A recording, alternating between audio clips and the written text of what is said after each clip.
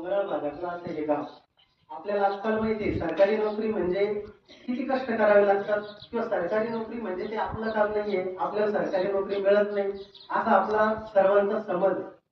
बहुतांश 99% लोकांचा असाच समज आहे की आपल्याला सरकारी नोकरी मिळत नाही. पण आपण हा विचार नाही करत की आपण त्याच्यासाठी काही प्रयत्न केला का. आता इथं जवळजवळ सर्व बांधव शेतकरी बांधव नसतील, काही कामगार असतील. आता आपण पावसाची वाट पाहतो मृग नक्षत्रात पावसाळ्याच्या तोंडी, आणि जेव्हा पाऊस पडतो तेव्हा आपण आपल्या मेहनतीला सुरुवात करतो. पावसाच्या आधी पण आपण मेहनत करून ठेवतो, जमिनीची मशागत करतो.